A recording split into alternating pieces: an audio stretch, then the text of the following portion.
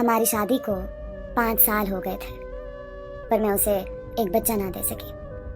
روز لوگوں کے طعنے سنتی رہتی تھی۔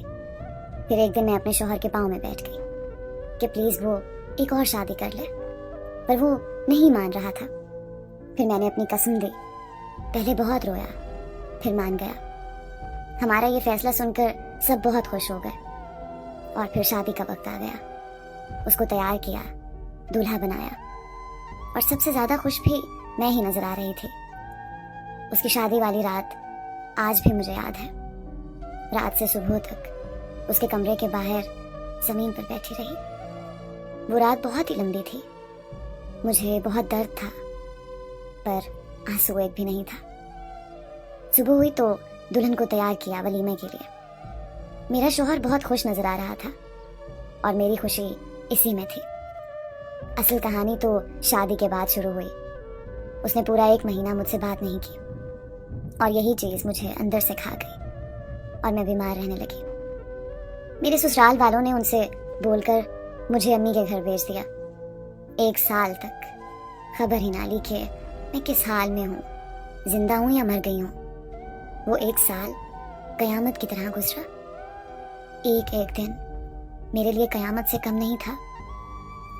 1 سال بعد اللہ نے ان کو ایک بیٹی اور بیٹے سے نوازا، تو ان کو ایک نوکرانی کی ضرورت پڑ گئی، اور وہ مجھے لینے آ گئے۔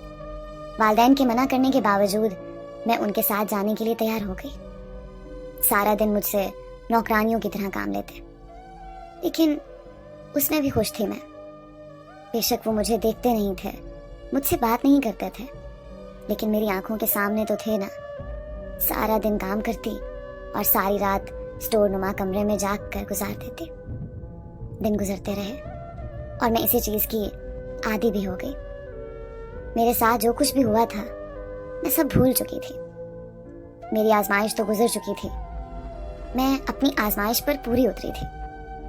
ایک دن وہ اپنی بیوی بچوں کے ساتھ شہر سے باہر گیا ہوا تھا، اور اس کی کار کا ایکسیڈنٹ ہو گیا، جس میں وہ خود تو بچ گیا، لیکن اس کے بیوی بچے اللہ کو پیارے ہو گئے۔